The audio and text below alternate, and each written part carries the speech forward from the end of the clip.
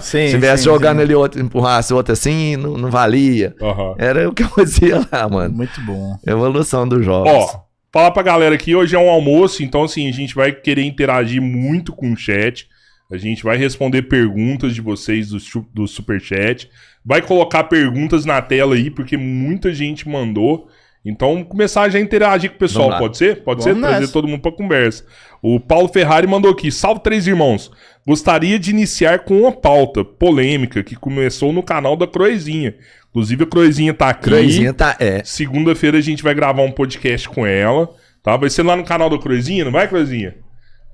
Croizinha vai enquadrar a gente. Segunda, se eu não me engano, às 5 horas, 17 horas, né? 17 horas. Uma polêmica começou no canal dela. Os camaradas Jones, Cabeleira e o quase camarada Robertinho são a favor ou contra o uso de perucas estilo Luiz XV pelo judiciário brasileiro? Meu irmão, eu acho que o problema do judiciário brasileiro nem é a peruca, não, pô. O problema do judiciário brasileiro, sabe qual é?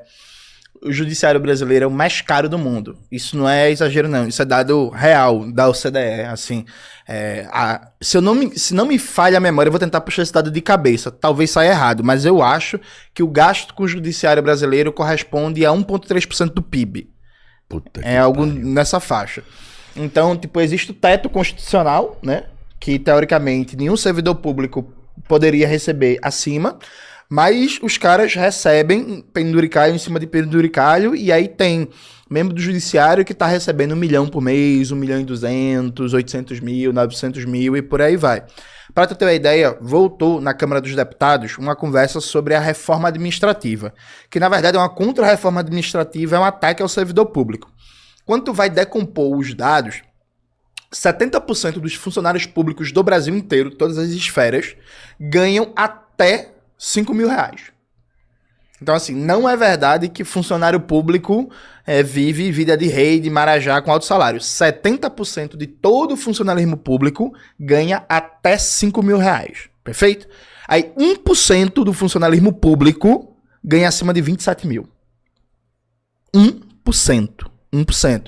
Se tu pegar esses dados desse 1%, tu vai ver que a gente tem lá, fundamentalmente, membros do judiciário, militares, né, que é funcionário público de uma certa forma, sim, e membros da alta burocracia do poder legislativo, do poder executivo e por aí vai.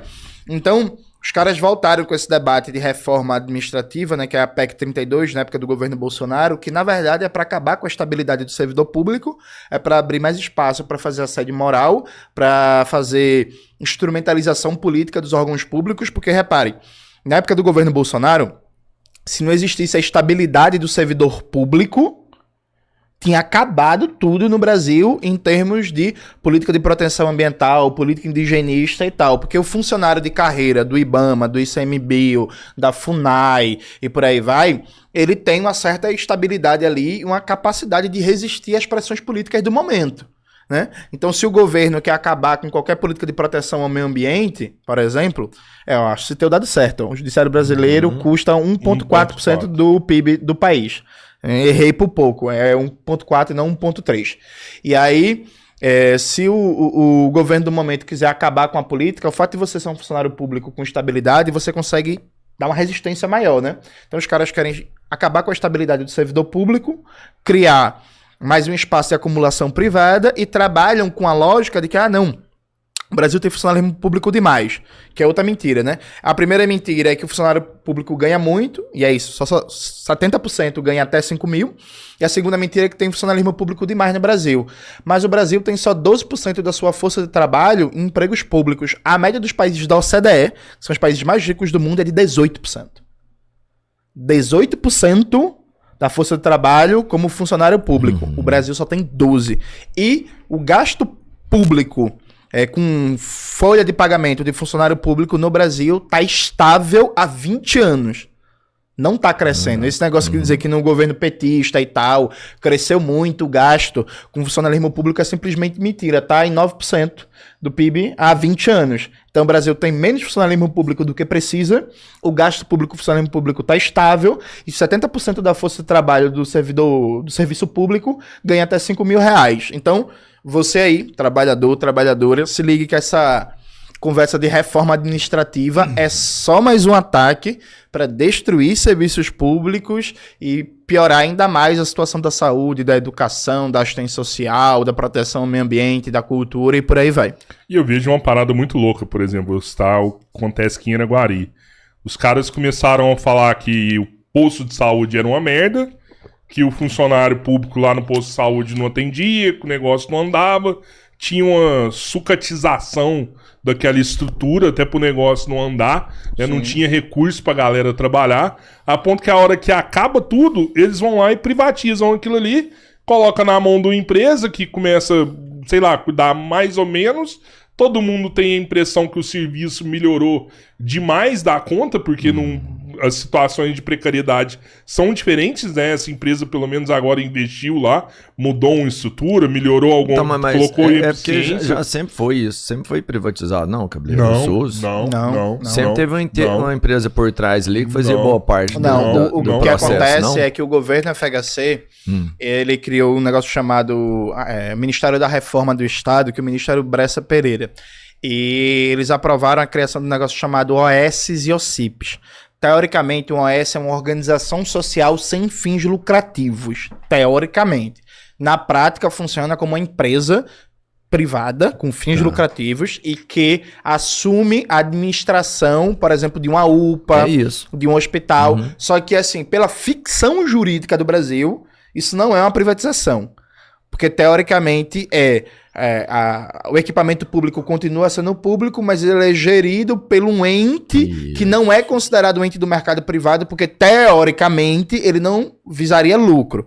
Na prática, tem muito lucro, e essas OS, elas funcionam como fábrica, inclusive, de lobby político e de eleger vereador, de eleger deputado estadual e por aí vai. Lá em Pernambuco, um OS só, que é o IMIP, controla 1 bilhão do orçamento da saúde. Um OS.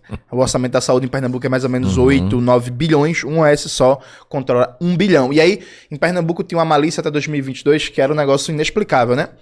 Cada unidade, cada UPA, cada UPAE, cada hospital gerido por um OS, em vez de fazer uma compra para todo o sistema de saúde do estado, então assim, todo hospital, toda UPA usa luva descartável, né? Então, em vez de você fazer um cálculo de quantas luvas descartáveis se usa por mês no sistema de saúde de Pernambuco, não fazia uma compra segmentada. Cada unidade fazia a sua própria compra pública. Resultado concreto, o preço ia para desgraça, você perdia em escala na compra, perdia de negociar um serviço mais barato, e aí o próprio processo de fiscalização, de controle de estoque e tal, fica mais difícil e facilita muito para corrupção, né? Então, assim, essas OS, inclusive, são uma praga, que o FHC, mais um dos delegados de FHC, e que nunca foi revertido no Brasil. Então, falando assim só sobre o tema que é se o judiciário teria que usar uma peruca ou não, cara, eu acho que quando a gente fala do judiciário hoje, e eu conheço muita gente da área do direito que são espetaculares, sabe? Realmente trabalham, se dedicam, que querem justiça, que querem defender a lei, mas, mano, ele tá cabeludo demais, sabe? É sério. Eu conheço, assim, de todos os graus que você pode perceber, só eu falei cabeludo porque o tema é uma peruca, enfim. Que, por exemplo, um cara era sócio de... Eram 2 advogados que eram sócios. Sim. Um consegue passar para o juiz. Entendeu? O juiz é transferido, o advogado muda de cidade para ir trabalhar na comarca do juiz. Por quê? Porque se o cara já tem uma história aqui, por que ele muda de cidade para ir trabalhar onde o outro é juiz? Sim. Sabe? Aí você vai subir nessa escala, você vai entendendo que um cara que é desembargador, ele também é casado com uma advogada e ela começa a ter muito mais sucesso na área. E quanto mais você escala, mais cabeluda a história fica. Perfeito. Sabe? Então o judiciário, que era para ser talvez o poder mais íntegro de todos, por ser imparcial, é onde hoje eu mais me decepciono. É porque a imparcialidade do judiciário em si sempre foi ideologia, né, Robertinho? Com porque certeza. assim, não existe... Primeiro assim, não existe imparcialidade. Né? Concordo. Não existe imparcialidade. Mas tinha que tentar. Mas a questão central é que o desenvolvimento capitalista no Brasil, o nosso país nunca passou por um processo, que diria o comunista Antônio Gramsci, um processo jacobino, de baixo para cima. Então aqui a república, ela tem um cheiro e um gosto muito grande de aristocracia. Né? A República Brasileira, ela tem um ranço muito aristocrático, já que os processos de transição histórica da colônia para a independência, do império para a república, foram processos, no geral, de pacto das elites a partir de cima, sem uma participação decisiva das classes de baixo, impondo sua marca a esses novos arranjos políticos. De tal forma que, no Brasil, o judiciário, objetivamente, ele se comporta como uma casta, uma casta que inclusive rompe de maneira permanente as legislações, as leis do país. O caso do teto constitucional é flagrante. Os caras recebem vencimentos que são ilegais. Então quem deveria zelar pela aplicação da justiça recebe salários que estão fora do teto constitucional do funcionalismo público. Além disso, tem um elemento que eles são avessos a todo e qualquer controle.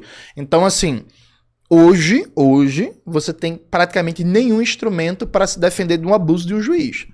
Né? Recorrer ao CNJ, por exemplo, ao Conselho Nacional de Justiça, é algo bem pouco efetivo para qualquer coisa. Recentemente teve uma polêmica porque no México se aprovou uma mudança radical no judiciário, que agora o judiciário ele é eleito por voto direto. E aí eu achei muito engraçado, porque, como diria um pensador, Mark Fisher, para algumas pessoas é mais fácil imaginar o fim do mundo do que o fim do capitalismo, né? Veja, a medida que o México tomou no governo da presidenta Cláudia Sheinbaum é uma medida reformista. Eles basicamente viram o judiciário como um principal impeditivo para as reformas populares que o Morena, que é o nome do partido lá, propõe.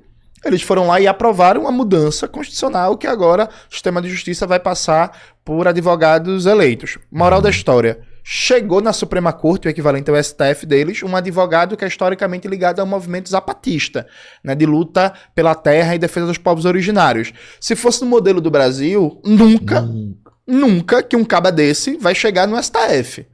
Cara historicamente ligado à luta pela terra, apoio aos zapatistas e por aí vai. No México, com esse modelo novo de eleição direta, pode chegar, entende? E aí eu vi muita gente, inclusive que se considera de esquerda, dizer assim,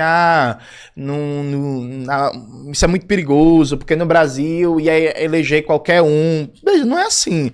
Eu acho, primeiro assim, do ponto de vista entrando em tecnicalidades, primeiro, eu não acho que deve existir uma Suprema Corte.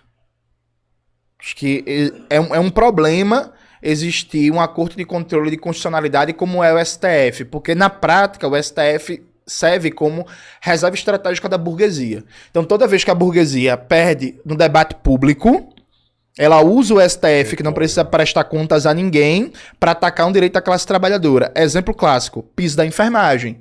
A enfermagem se mobilizou no Brasil inteiro, conseguiu, no contexto também de saída da pandemia, arrancar a aprovação do piso da enfermagem. Isso foi aprovado no Congresso. O Jair Bolsonaro queria vetar, mas não tinha correlação de forças políticas para vetar. O piso da enfermagem foi aprovado. O empresariado privado da saúde ficou desesperado, né? Que agora vai ter que pagar um salário mais digno para as enfermeiras, técnicas e auxiliares de enfermagem. O que foi que ele fez? Foi e se articulou com a STF, entrou com ação judicial lá, o Barroso, junto com o Gilmar Mendes, o Cristiano Zani e Companhia Limitada, foram lá e esquartejaram o piso da enfermagem. Na prática, eles conseguiram imprimir uma derrota à enfermagem, depois que a enfermagem conseguiu colocar no centro da agenda pública a aprovação do piso da enfermagem, não tinha como o Congresso e o Executivo serem contra. E aí, o que é que você faz quando o STF decide, por exemplo, caçar um direito? Você vai protestar, você vai lutar, mas assim, os caras ficam lá pra sempre, porra.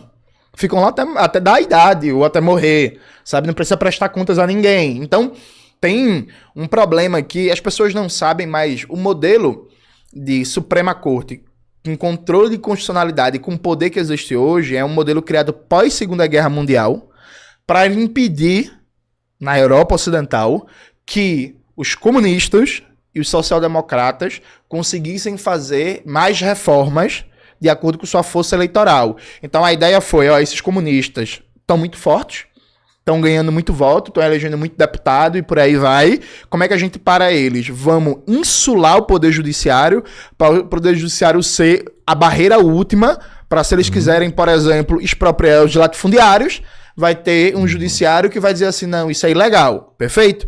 Aí criaram uma desculpa que, na verdade, isso era para evitar que se repetisse coisas como o nazismo.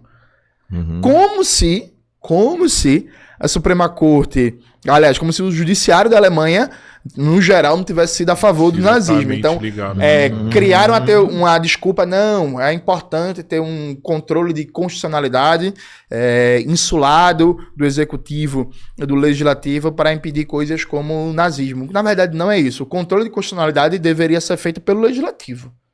Só ele, Simples, mas é isso. Não, Só o legislativo controla a Constituição? Não, o controle de constitucionalidade deveria ser feito pelo legislativo e por conselhos consultivos. Então pega órgãos da sociedade civil, pega sindicatos, pega universidades, pega conselhos de categoria, pega gente eleita diretamente pelas bases para fazer um controle de constitucionalidade, fiscalizando a aprovação, fiscalizando a aprovação e a aplicação da legislação aprovada. Claro que no Brasil de hoje a gente tem uma série de complicantes, mas veja, o modelo ideal pra gente não tem que existir STF porra nenhuma não, viu? Você acha que o STF do Brasil trabalha, então, efetivamente também com essa ancestralidade da criação primária de uma tribuna maior de direito? Como trabalhando assim? Contra o comunismo aqui também? Não, aí eu vou te dar um exemplo, hein, lá de dentro. Se isso acontece, será que está mudando com o Flávio Dino lá dentro? Não, Flávio Dino... o comunista declarado. Toda vez você pergunta do Flávio Dino. O Flávio Dino eu tenho que perguntar, tenho que perguntar, isso é importante. O Flávio Dino é tão comunista quanto tu é latifundiário. Isso não existe não, Robertinho. Esse negócio de Flávio Dino comunista, isso é conversa. Ele era do PCdoB, mas fez um governo que de comunista não tem nada. Veja, o papel do STF hoje... O STF, ele tá em contradição com o bolsonarismo, né? Beleza. Só que o STF tá em contradição com o bolsonarismo porque o bolsonarismo decidiu atacar o STF. Porque... Tá aí, porra. Tá aí, ó. Tem outras, e tem uma outras. imagem vale mais que 1000 palavras. Tem ele jovem, tem ele jovem também, cara. Não tem como vocês irem contra. Vocês podem me cortar nas falas aqui, mas a verdade surge. O Flávio Dino, quando era governador, entregou a base de Alcântara no Maranhão para os Estados Unidos. Isso aí foi que comunista é esse aí? Pelo amor de Deus, Robertinho. Mas voltando. O STF tem contradição hoje com o bolsonarismo. Isso é fato. Mas muito mais porque o bolsonarismo quis atacar o STF.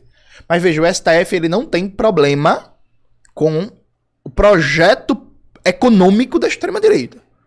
Não tem. O STF é aliado do projeto econômico da extrema-direita. Tanto é assim que o Gilmar Mendes, para quem não sabe, está querendo aprovar a pejotização universal, que na prática vai impedir o fim da escala 6x1 no Brasil. O que é a pejotização? É você contratar um trabalhador como se fosse uma pessoa jurídica, um MEI, uma empresa prestando serviço para outra empresa. O que o Gilmar Mendes quer dizer é que isso não é ilegal e vai universalizar a pejotização. Então pode ser que uma empresa tenha 10 mil trabalhadores, mas nenhum trabalhador de carteira assinada. 10 mil CNPJs prestando serviço para outro CNPJ. Isso... Sem direito de férias, sem direito de 13º, porque quando viram mês, você perdeu tudo. Tudo, né? Você perdeu o vínculo. Se você não for trabalhar, você não recebe. Exato. Então, assim, é isso que o STF tá fazendo. O STF, o Barroso, que é um canalha da pior espécie, durante o governo Bolsonaro, o Barroso foi liderança da aprovação de uma legislação ilegal que diz assim: dá para privatizar uma empresa sem passar pelo Congresso Nacional, desde que não se privatize a matriz. Pode se privatizar as subsidiárias. Aí o que foi que o Bolsonaro e o Paulo Guedes fizeram? Pegaram a Petrobras, trataram o que é a matriz da Petrobras? A matriz da Petrobras é a sede da Petrobras no Rio de Janeiro. O resto, meu amigo, é tudo subsidiária. Aí saíram privatizando refinaria, gasoduto, oleoduto, fábrica de fertilizantes e a porra toda. Isso foi 100% ilegal. 100% ilegal. Percebe? Isso, a obrigação do STF. O STF recentemente fez a revisão da vida toda que reduziu a aposentadoria. O STF recentemente, começo do ano, deu possibilidade jurídica de contratar funcionário público via CLT, sem precisar de concurso. Para acabar com o concurso público no Brasil. Então, assim, esse negócio de tá defendendo o Xandão, tá defendendo o Gilmar Mendes, não sei o quê, não conta comigo não, viu? Porque, beleza, o STF e o bolsonarismo não tá brigando, eu torço pela briga. Porque esse negócio, o inimigo do meu inimigo é meu amigo. Não, o inimigo do meu inimigo é meu inimigo também. E eu quero que os dois se enfraqueçam pra gente fortalecer nossa posição.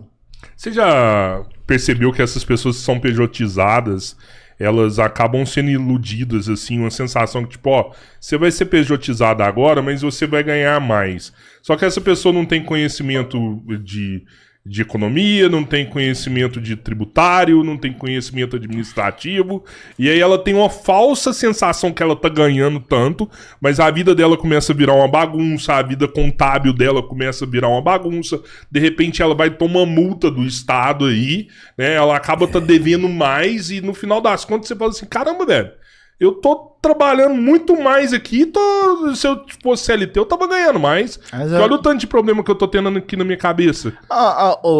Ou seja, vira um estelionato isso aí, você tá enganando as pessoas. Virou empresário, é isso, meu irmão, virou empresário.